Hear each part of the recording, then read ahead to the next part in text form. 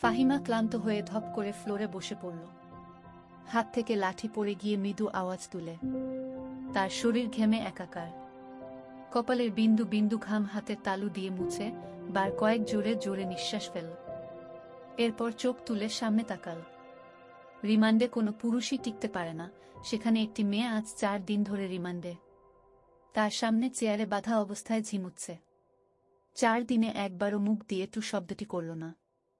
শারীরিক মানসিক কত নির্যাতন করা হয়েছে, তবুও ব্যথায় আর্তনাদ অবধি করেনি। মনে হচ্ছে একটা পাথরকে পিটানো হচ্ছে, যে পাথরের রক্ত ঝরে কিন্তু জবান খুলে না। তখন সেখানে আগমন ঘটে ইন্সপেক্টর তুষারের। তুষারকে দেখে ফাহিমা কাতর স্বরে বলল, সম্ভব না। আর কিছুতেই কথা বলছে না। তুষার অভিজ্ঞ চোখে মেয়েটিকে 2-1 সেকেন্ড দেখল। এরপর গম্ভীর কণ্ঠে ফাহিমাকে বলল, আপনি যান। ফাহিমা এলোমেলো পা ফেলে চলে যায়। তুষার একটা চেয়ার নিয়ে মেয়েটির সামনে বসল। বেশ কিছুক্ষণ চুপ থেকে বলল, আপনার সাথে আজ আমার প্রথম দেখা।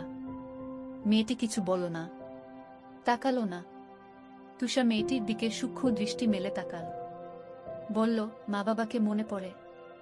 মেয়েটি চোখ তুলে তাকায়। ঘোলাটে চোখ, কাটা ঠোঁট থেকে রক্ত ঝরছে।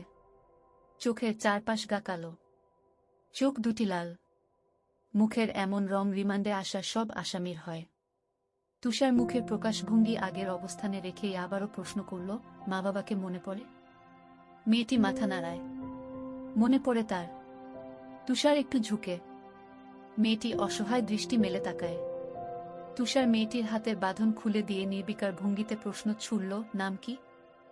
যদিও তুষার মেয়েটির নাম সহ পুরো ডিটেলস জানে, তবুও জিজ্ঞাসা করল। তার মনে হচ্ছে মেয়েটি কথা বলবে। সত্যি তাই হল। মেয়েটি ভারাক্রান্ত কণ্ঠে নিজের নাম উচ্চারণ করল, পদ্ম। আমি পদ্মজা। পদ্মজা হেলে পড়ে তুষারের উপর। তুষার দ্রুত ধরে ফেল। উঁচু কণ্ঠে ফাহিমাকে ডাকল, মিস ফাহিমা, দ্রুত এদিকে আসুন। ফাহিমা সহ আরো 2 জন দ্রুত পায়ে ছুটে আসে।